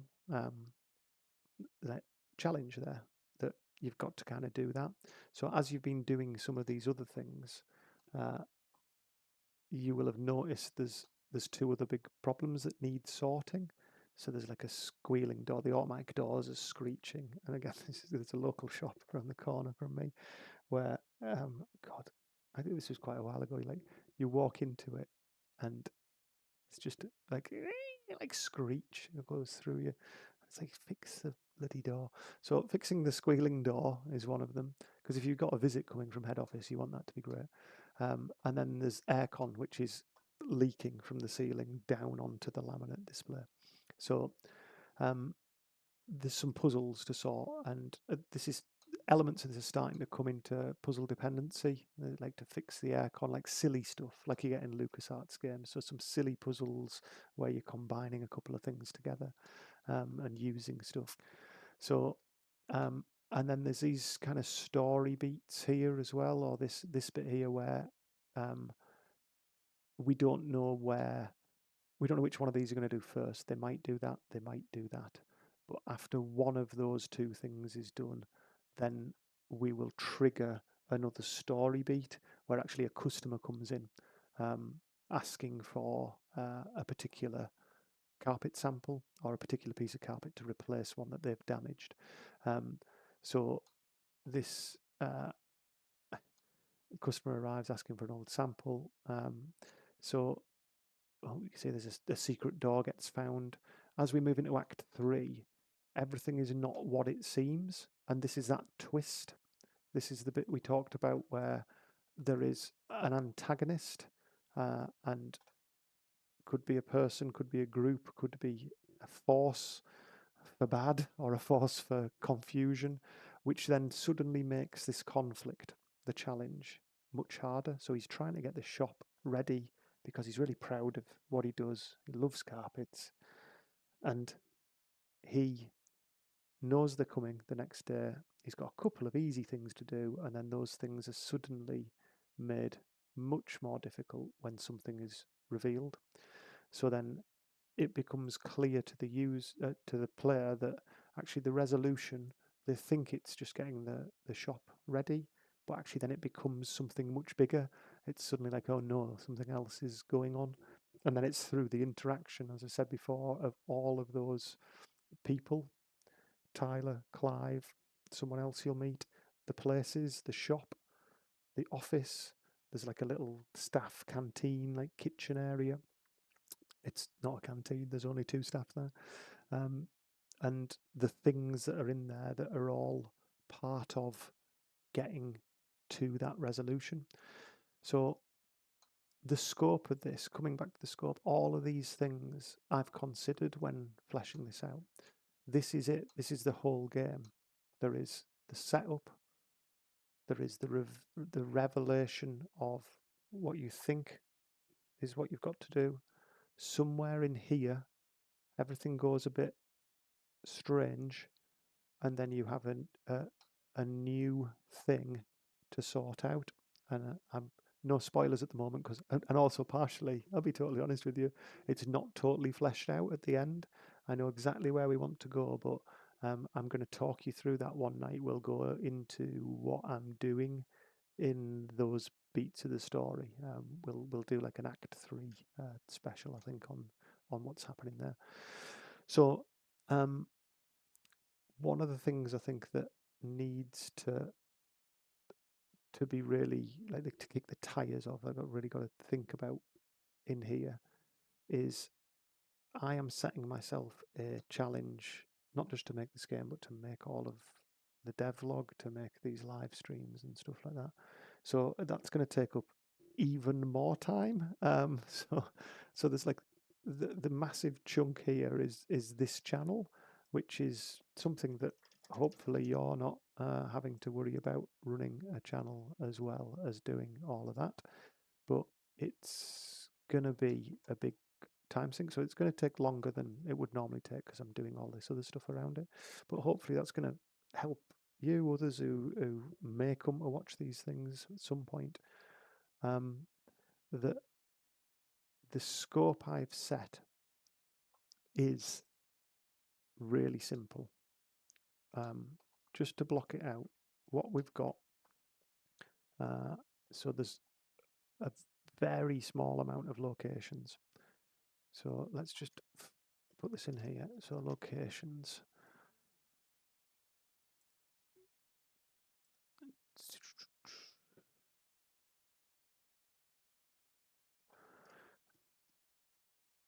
So we've got the main shop floor, and those of you that have seen the first live stream, I was showing some of the pixel art from that and starting to just block together some of the walking interactions in Adventure Creator. It was a bit of a mishmash, the first one. It was a bit of pixel art. Not that I was drawing any, but showing some of it. A bit of pixel art, a bit of Unity, a bit of Adventure Creator. So we've got the main shop floor. We've got the office out the back. We've got the storeroom, where you get the bulbs from. And we've got the kitchen, if you like staff kitchen. So if you were to lay these out kind of in the order they are, I guess the main shop floor, you're going to kind of walk right out of that and you're going to come into the office. So this is almost geographic planning of where they're going to be, because this will help later on as well. This is worthwhile doing. Let's just move all of that over here so you can see how quick FigJam is for this kind of thing. It's great. The staff at the storeroom, again, so it's like kind of linear walking left to right. There is going to be a staff kitchen, which is kind of at the top of that screen, I guess. If you think of these as actual, it's showing me up now. Can't attach it to there. It's because that location thing's in the way. So let's drag all this down here. Oh, look, it's not lining up now. After I said it was great, forget everything I said. There you go. So that's the kind of layout. We start here. This is our start point. This is where we see the intro. You'll be able to walk through a door there. You'll be able to go into the office. You'll be able to walk out the office into the storeroom. And you'll be able to walk through the office into the staff kitchen. So we've got like the flow of the locations. There is one other room that is going to come off the storeroom. And we'll get into that one later. But at the outset of the game, there is literally 4 rooms. Now, in Act 1 and 2, that is where all of the action will take place. So Act 1 and 2 will take place there. And this is because I'm trying to set a realistic expectation of what I can achieve. All of these are going to be pixel art. If I load up a sprite here and just have a little look at, see, I was drawing a rubber chicken the other day for the intro.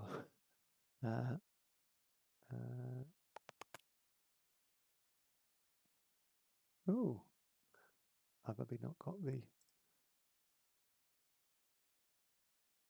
shop floor. Can't actually. Oh, do you know, it's on a USB stick at the other in my other computer.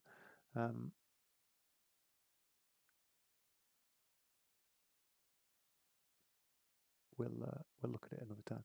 But the point I'm making is that the scope of this, each one of these rooms is going to involve drawing like a complicated and time-consuming piece of pixel art, and that is probably multiple evenings per room to draw, possibly even as long as like a whole week of evenings to draw one of these. And for me to be happy with the quality and the look, because that's the other thing, you're your own worst critic. You want to make these things perfect. So the scope of that is that we're maybe looking at 1, 2, 3, 4, 5 weeks of time will pass, probably more, because usually you underestimate these things. 5 weeks of time might pass, and I'll have the backgrounds done. I won't do them all in a row. You want to chop and change. You will find this. You'll want to do a bit of background art one night, a bit of coding another night, a bit of story, a bit of dialogue. You'll want to chop and change, and you'll see a lot of the time on the live streams when I'm not talking about a particular topic like I am tonight. I'll be chopping and changing some nights, doing completely different things, leaving things half done. I think that's just the best way I work, so you don't kind of burn out doing one particular thing. So there's 5 bits of pixel art background work to do. And actually, another thing I'm going to do here, because we can, because Big Jam's great at it, these, some of these are going to be like wider than the screen, so that the character walks off them into other ones. So some are going to be really small, and some are going to be a bit like wider. So that's going to be kind of important as well, because these wider ones will take much longer to draw than these small ones, because there's just going to be more pixels to draw. So all of that needs to be considered. So Act 1 and 2, they're the rooms for that. Act 3, as I said, it's not, I'm being totally honest here, it's not totally fleshed out, Act 3, but I know where it's going to take place. So there is an exterior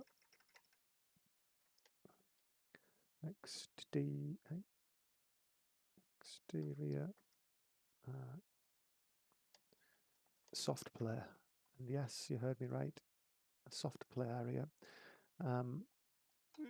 At the moment, working title is Funky Monkeys, but that's because it's the same name as one in Workington, in where my wife's from. But there's the exterior of that building. There's going to be the reception of that building, and then there's going to be, I think, possibly 2. There's the actual like the soft play area inside, and it's quite possible that there will be this link as well that does that, where from the exterior you are kind of blocked to getting in, and then you have to find a different way. And it's quite possible that will, like, I'm already thinking realistically, we'll probably end up with another location outside. So this is something where you're going to get into this building, So you'll probably try and get in one way and not be able to, and then have to get in a different way, but then you're going to come back the other way. So this like might end up uh, like being two-way. You know what I mean? That kind of thing. I love that little waving hand. Oh, so this might be like a side alley or something like that. So Act 3 has got these 4 more, so it's a total of like 9 locations that we're going to need to do. And that's 9 locations, all hand-drawn pixel art. So that's a lot of work. That is at a bare minimum 10 weeks of part-time work with the amount of time that I know I have got around everything else we've listed there. And not forgetting the big star that we put on pixel art. I've not done pixel art for a long time. I'm getting to grips with Airsprite at the moment, but I'm by no means as fast as I am when I showed you that video earlier doing like this artwork, like this stuff in Flash. This is time lapse, isn't the speed that I drew it, obviously. But I used Flash a lot for many years, and I was very quick with it. So I was using a Wacom tablet, mouse now and again, but usually a Wacom tablet. All of this texture stuff. It's a different art style completely, and it really involved as well. You can see me drawing individual pebbles and stuff like that in that time lapse. But I was really quick at it, and I knew it, and I knew all the tricks, and I knew all of the like effects and the blurs and all of the things that make it look great at the end.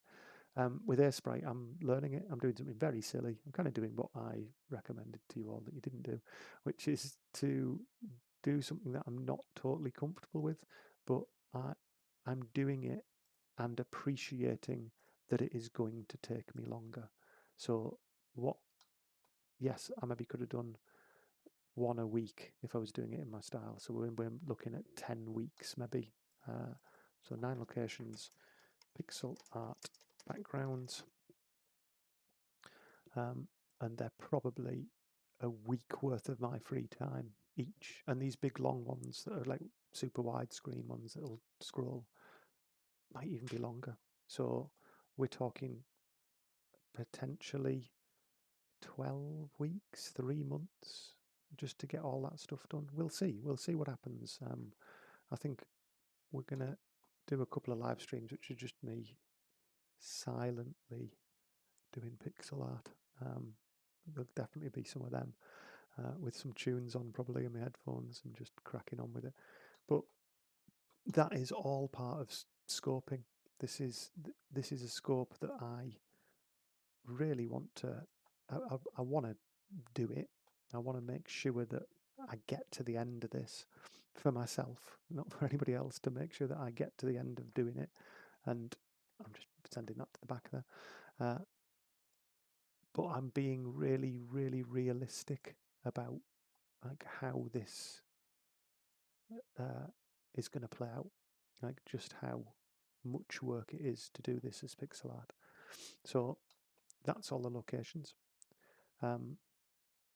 The other bit that we need to consider, I'm just going to slide that down here, is the characters. So characters, really can't spell at the moment. There are 2 main characters, and I am limiting the other characters because I know the scope's not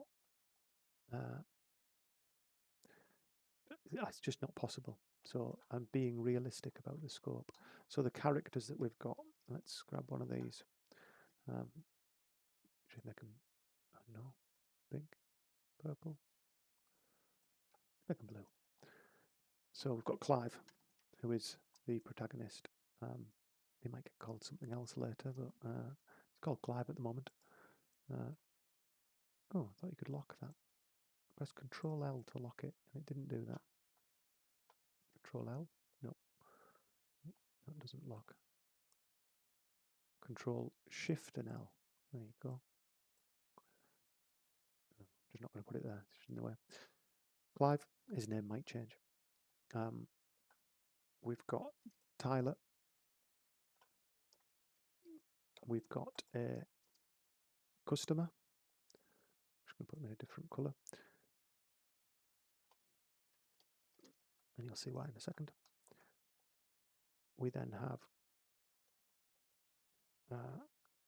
the others, let's call them for now.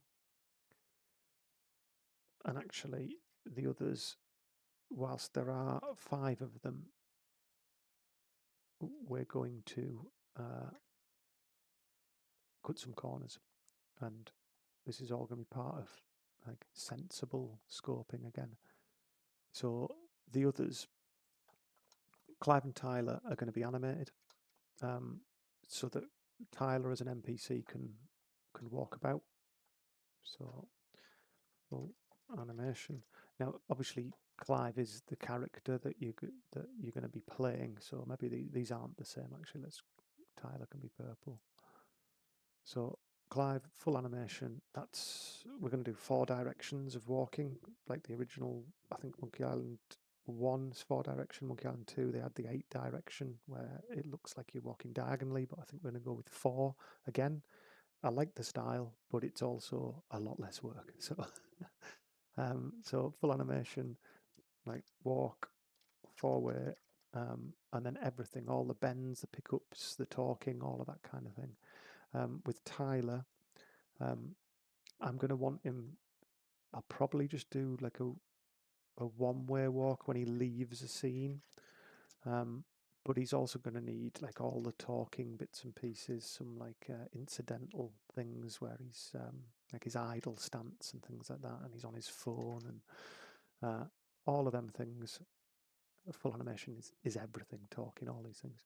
The customer that comes in is just going to be a talk and possibly a walk to leave, but a lot of the Monkey Island and a lot of the LucasArts things actually really economical with what they animate. So when a new scene or a cutscene happens, they'll fade from black and the character will already be there, like someone's walked in the door, rather than the door opening and the person walking through the door and then starting to talk. It's like you hear a bang, or it says bang on the screen, and then it fades and then the person's there. So we'll be leaning into that retro style of those games that were really economical with that, but it'll really help us out with our scoping because it's going to mean less work for us to do. And then the others, they are going to talk, but they're not going to move. Actually, one of them is. So cryptic, I know. Talk, no move. They're, let's call them constrained. But what we'll do as things go on and the story gets fleshed out about, we've got one of them is, I guess, more important than the others, and he'll talk, and he'll have some specific animations that are very specific to the story and the action, but he won't have full walk cycles and things like that. So again, all pixel art, all animations, even the talk stuff. I mean, they are. If you look at some of the sprites from Monkey Island, and we'll have an evening where we look at some of the other sprites. They're just kind of moving about. It's easy to do. Not that I've done it in A Sprite, but we'll do that. They should be pretty straightforward, the talks, but all of these walks, idles. This is why these two are the only ones who are doing that. It's scope. It's back to everything that tonight's live stream's been about. Setting realistic scope, that this is achievable. All that pixel art backgrounds, these characters, I would expect in a game this small, because it's small, it's a small game, 3 little acts, 9, possibly 10 locations, 3 main characters, or 2 main characters and 1 incidental one. To get enough interesting puzzles, I would expect there's going to be at least 20 items.